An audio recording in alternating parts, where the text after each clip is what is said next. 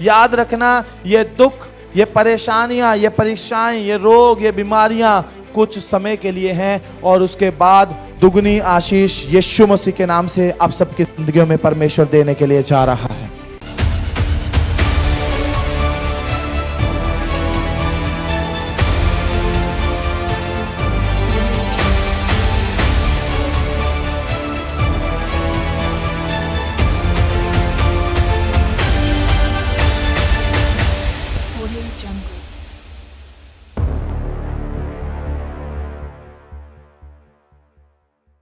सबको जय मसीह की। प्रभु यीशु मसीह का धन्यवाद हो। प्रभु हमारे बीच में, कितने लोगों को विश्वास है प्रभु यहां है? एक बार जोरदार तालियां उस सच्चे और जीवित परमेश्वर के लिए बजाएंगे। हालेलुया।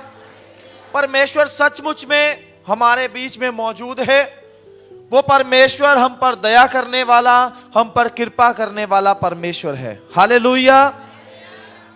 हमारे जीवन में बहुत बार ऐसा समय आता है जिसमें हम परेशानी को, नुकसान को, हानि को, चोट को, एक्सीडेंट को, बीमारी को और तरह तरह के दुखों को देखते हैं।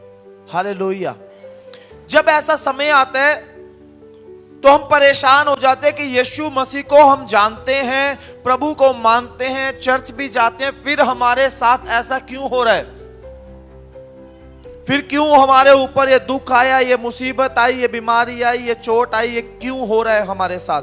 बहुत सारे लोग ये सवाल करते हैं।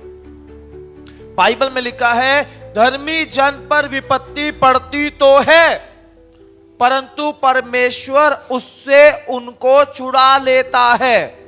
हालेलुया। विपत्ति और दुख हमें मजबूत करने के लिए आते हैं। जब वो हमारे जीवन में आते हैं, हमारी प्रार्थनाएं बढ़ जाती हैं और मैं आपको बताना चाहता हूं, वो विपत्तियां, वो दुख उस लिमिट से बाहर कभी नहीं आते जिसको हम सहन नहीं कर सकते। बाइबल में लिखा है, परमेश्वर तुम्हें किसी ऐसी परीक्षा में नहीं पड़ने देगा जो तुम्हारे सहने से बाहर हो। समझ आ रही है? दुख आएगा, मुसीबत आएगी, लेकिन उतनी आएगी जितना आप सहन कर सको, और जब वो आए आपको ज्यादा प्रार्थनाएं करनी है, परमेश्वर उससे आपको बाहर निकालेगा। आमीन। लेकिन बाहर निकलने तक जितने दिन, जितने हफ्ते, जितने महीने हम उस परीक्षा में, उस दुख में रहेंगे, उस समय जो हमने दुख उठाया, जो कीमत चुकाई, जो परेशान हम हुए, उसके बदले में हमें क्या मिलेगा? क्योंकि जब बीमार हुए, इलाज करवाने के लिए गए, कुछ पैसा वहां पे खर्च हो गया, वो पैसे का क्या होगा? जो मेरा टाइम उस परीक्षा में खराब हुआ, उस टाइम का क्या होगा? जो दुख मैंने उठाया, उस दुख के सहने के बदले में मुझे क्या मिलेगा? परमेश्वर ने आपके लिए, उस समय के लिए, उस नुकसान के लिए, उस हानि के लिए पूरा करने के लिए भी एक योजना को बनाया है। आज परमेश्वर के वचन से मैं उसको बताने के लिए जा रहा हूं। क्या आप जानना चाहते हैं? कितने लोग जानना चाहते हैं? अपनी बाइबल खोलेंगे। जकरिया की किताब है, पुराने नियम की सेकंड लास्ट बुक है। पुराने नियम में सबसे लास्ट किताब है मलाकी, उससे पहले की किताब है जकरिया। निकालें। जकरिया की किताब है, उसका अध्याय 9 है, चैप्टर 9, उसका 12 वचन है। जकरिया अध्याय 9, उसका 12 वचन। जल्दी से अपनी बाइबल खोलें। पुराने नियम की सेकंड लास्ट बुक है। आप उसका चैप्टर 9 निकाल लें, उसका 12 वचन निकाल लें और अच्छे से आप उसको निशान लगाएं, उसको पढ़ें। हे आशा धरे हुए बंदियों, गढ़ की ओर फिरो। मैं आज ही बताता हूँ कि मैं तुमको बदले में दूना सुख दूंगा। आमीन। आमीन। यहां पर परमेश्वर का वचन बोलता है, ये आपके सामने आ गया, जिनको नहीं मिला बाद में देख लेना, अभी आप सुनने की तरफ ध्यान लगाएं। बोलो हालेलुया। सामने पढ़ सकते हैं आप। यहां लिखा है, हे आशा के धरे हुए बंदियों, गढ़ की ओर फिरो।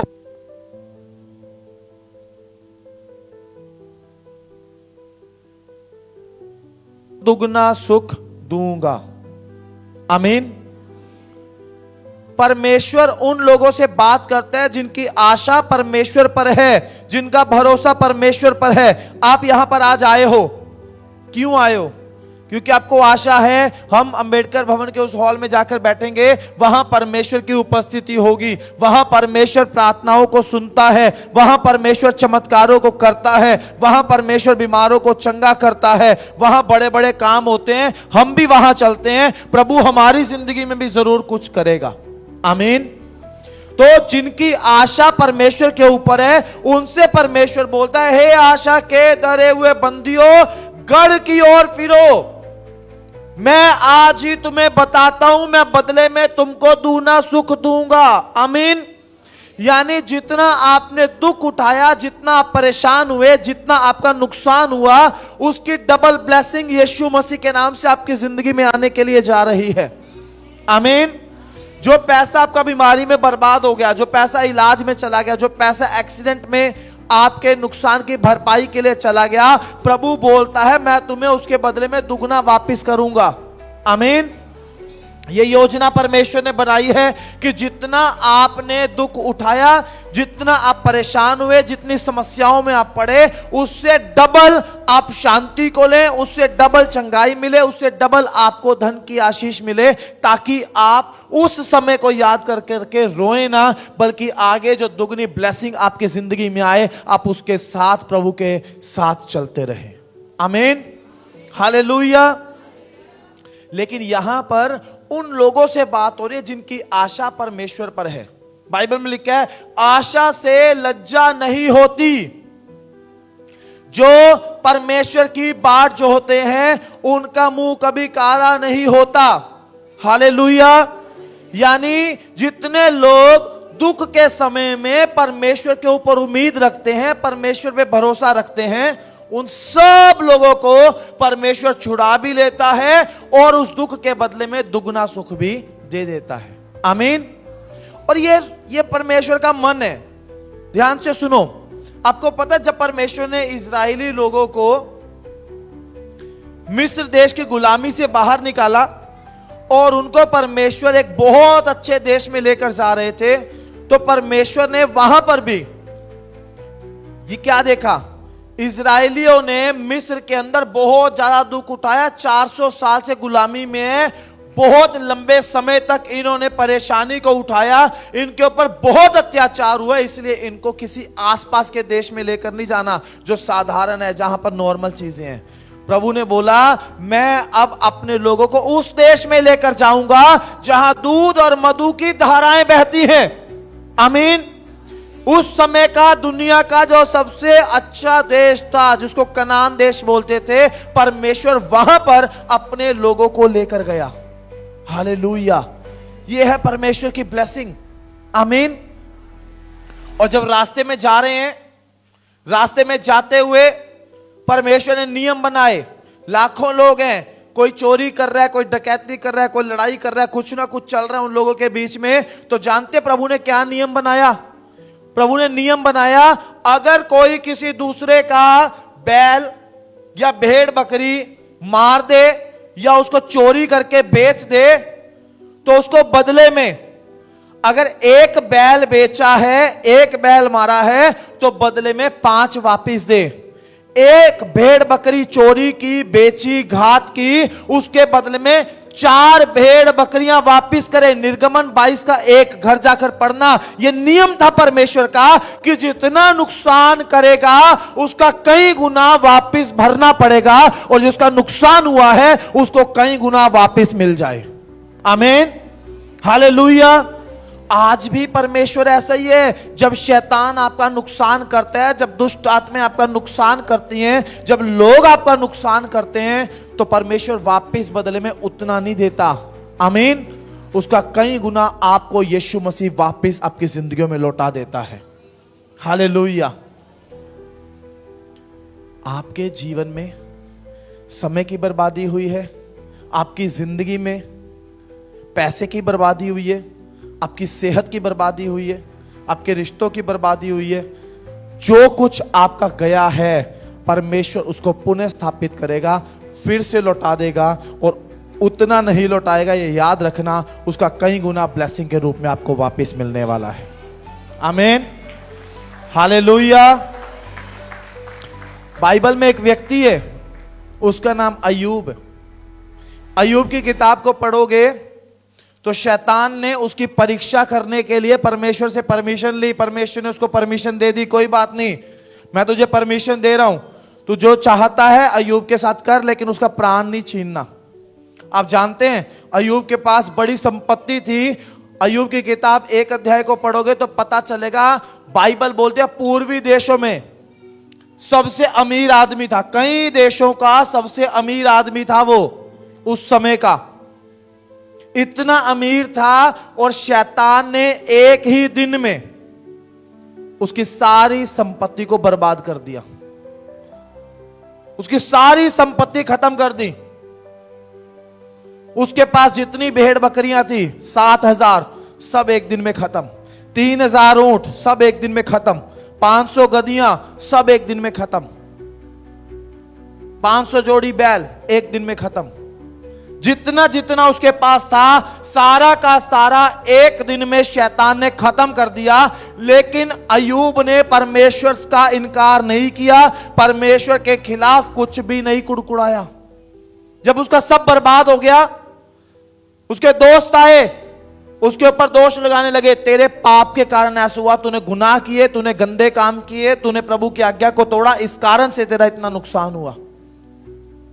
उसकी पत्नी उसके पास आई, वो बोलते तेरे सारे जानवर चले गए, तेरी संपत्ति खत्म होगी, तेरे नौकर चाकर मर गए, सबको तो परमेश्वर ने खत्म कर दिया। करने वाला शैतान था, लेकिन उसकी पत्नी बोलती है परमेश्वर ने ऐसा किया तेरे साथ, तेरे 10 बच्चे थे, 7 बेटे 3 बेटियां सारे मर गए, तू जिंदा रह के क्या करेगा? या तो तू भी मर जा, नहीं तो जिस परमेश्वर को तू मानता उसकी निंदा कर, उस परमेश्वर के खिलाफ बोल, उसने देख तेरे साथ कितना बुरा किया है। अय्यूब बोलता है हम जो उसके हाथ से सुख लेते हैं क्या हम दुख ना लें? वो बोलता है परमेश्वर ने दिया, परमेश्वर ने ले लिया, परमेश्वर का नाम धन्य हो। आमीन। इतने दुख में, इतनी परीक्षा में सब बर्बाद हो गया, फिर भी परमेश्वर के खिलाफ ना कुड़कुड़ाया, ना बोला, कुछ भी खुदा के खिलाफ उसने नहीं किया। और प्रभु का धन्यवाद हो, जब हम उस किताब का आखिरी अध्याय पढ़ते हैं 42 अध्याय को, आप देखोगे जितना जितना गया, जितना जितना शैतान ने बर्बाद किया, उसकी दुगनी गिनती में परमेश्वर ने उसको वापस आशीषित कर दिया और उसकी जिंदगी में पहले से ज्यादा ब्लेसिंग आई। वहां बाइबल बोलती है उसके पहले दिनों से ज्यादा उसके अंतिम दिनों में परमेश्वर ने उसको आशीषित किया। Hallelujah, hallelujah. आपकी जिंदगी में बड़े बड़े दुख आए होंगे, बड़ी बड़ी समस्याएं आई होंगी, बहुत ज्यादा दुष्ट आत्माओं ने आपको परेशान किया होगा, बहुत सारे दुखों में से होकर आप निकले होंगे। लेकिन याद रखना, हर दुख में, हर मुसीबत में, हर परेशानी में प्रभु उसका हिसाब रख रहा है और उसका डबल आपको यीशु मसीह वापस देने के लिए जा रहा है। आमीन, हालेलुया। इस वचन को जिंदगी में याद रखना। ये वचन बोलता है, परमेश्वर बोलता है मैं बदले में तुझे दूना सुख दूंगा। आमीन। जितना दुख उठाया उसका दुगना, जितना नुकसान हुआ उसका दुगना, जितनी हानि शैतान ने की उसकी दुगनी आशीष परमेश्वर आपको देने के लिए जा रहा है। आमीन। क्योंकि परमेश्वर पुनः स्थापन का परमेश्वर है। आप बाइबल के अंदर देखोगे, जब जब लोग पाप करते थे परमेश्वर उनको गुलामी में जाने देता था, वो लोग गुलामी में चले जाते थे। पुराने समय में जब वो गुलामी में जाते थे, गुलामी में जाके पश्चाताप करते थे, प्रभु से माफी मांगते थे, फिर से प्रभु की आज्ञा को मानना शुरू कर देते थे, फिर से प्रार्थना करते थे, परमेश्वर उनको गुलामी से निकालता था, वापिस अपने देश में लेके जाता था। और जब वो अपने देश में जाते थे तो पहले से ज्यादा ब्लेस हो जाते थे, क्योंकि परमेश्वर सब कुछ रिस्टोर कर देता था, पुनः स्थापित कर देता था और कई गुना उनको आशीषित करता था परमेश्वर। आमीन। आज भी परमेश्वर ऐसा है, परमेश्वर आपसे प्यार करता है।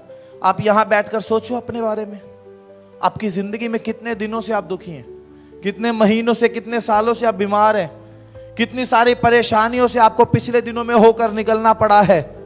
2024 में बहुत सारे लोगों के जीवन में हो सकता है संघर्ष में उनका 2024 निकला हो, लेकिन अगर आप अपना आशा, अपनी उम्मीद परमेश्वर के ऊपर रखेंगे तो प्रभु का ये वचन आपकी जिंदगी में 2025 में पूरा होने वाला है। 2024 में जितना दुख उठाया, दुगनी आशीष 2025 में आपको मिलने के लिए जा रही है।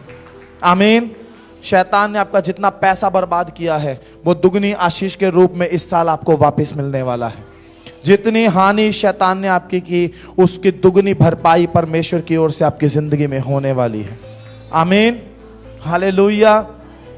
क्योंकि हमारा परमेश्वर जिंदा है, वो हमसे प्यार करता है। आमीन। आप जानते हैं, दाऊद ने ना अपनी जिंदगी में एक पाप किया था। वो राजा था, उसने एक औरत के ऊपर गलत दृष्टि की, उसके साथ व्यभिचार किया, गलत रिश्ता बनाया। उसके बाद उसके पति की हत्या करवा दी, उसको मरवा दिया। बड़ा भयानक पाप उसने किया। परमेश्वर ने उसको सजा दी। परमेश्वर ने बोला, तेरी उस पत्नी से जो बच्चा पैदा होगा, अब वो जिंदा नहीं बचेगा, वो खत्म हो जाएगा। दाऊद रोता रहा, उपवास करता रहा, प्रार्थना करता रहा, प्रभु माफ कर दो, उस बच्चे को जिंदा रख दो, उस बच्चे को लंबी उम्र दो। वो बच्चा पैदा हुआ, कुछ दिनों तक जिंदा रहा, बीमार हुआ और वो बच्चा मर गया, वो चला गया। दाऊद को उसके पाप की सजा मिली। लेकिन जानते हैं, उसी औरत से जब दाऊद को दोबारा से बच्चा हुआ, जब दाऊद ने पश्चाताप कर लिया अपने पाप का, उसी औरत से जब दोबारा बच्चा हुआ, तो बच्चा कोई साधारण बच्चा नहीं था। उसका नाम सुलेमान था, जो उस समय दुनिया का सबसे बुद्धिमान इंसान था, दुनिया का सबसे बड़ा राजा था, उस समय दुनिया में सबसे अमीर था। ऐसा बेटा परमेश्वर ने उस बेटे के बदले में दाऊद को दिया। आमीन। हम अगर पाप के कारण, दुख के कारण परीक्षा में पढ़ भी जाते हैं, तो पश्चाताप करने के बाद याद रखना, हमारी आशीषें दुगनी होकर हम सबकी जिंदगी में वापस आने के लिए जा रहे हैं। आमीन। लेकिन पश्चाताप करना जरूरी है। हमारे पाप के कारण जब हम परीक्षा में गिरते हैं, तो शैतान नुकसान करते हैं, बहुत सारी हानि करते हैं।